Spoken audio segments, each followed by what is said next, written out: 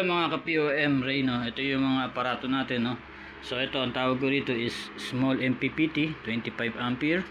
Then ito is 50 green PSW 50 ampere naman ang controller niya, PWM.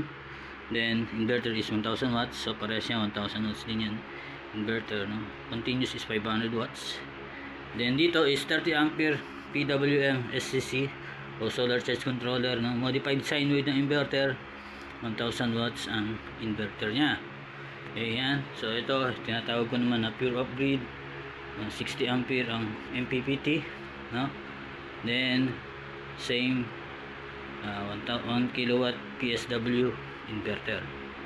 So yan ang mga aparato natin, no? Ito naman tinatawag na green setup. Okay. So 1000 watts, 1500 watts ang inverter, modified sine wave, then 50 ampere SCC o solar charge controller. Okay.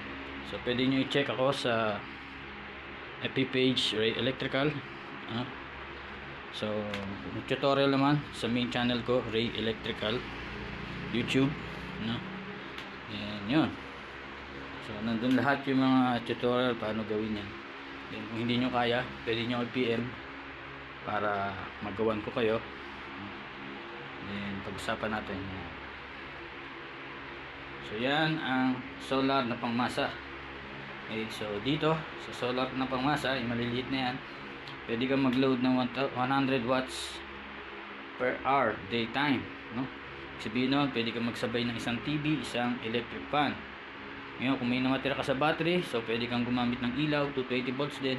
Then mobile charging, so depende sa battery mo kung ano yung naipin mo, at malulobat na lang bigla ang battery mo kapag hanggang doon na lang ang naipon mong baterya, no? So yan. Pero maghapon, daytime, walang problema, 100 watts per hour daytime nga. So libre ka sa kuryente, no? Then ito yung pure off-grid natin, no? So ito mas malakas to.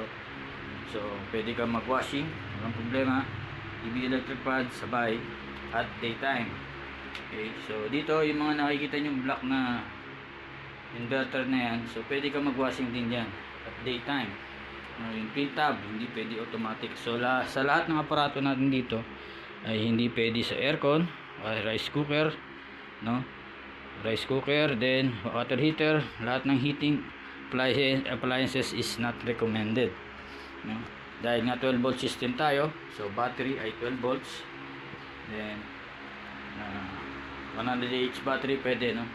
So although dito sa mga black natin na yan, black na inverter ay pwede talaga ang rice cooker, pero 400 watts or lower.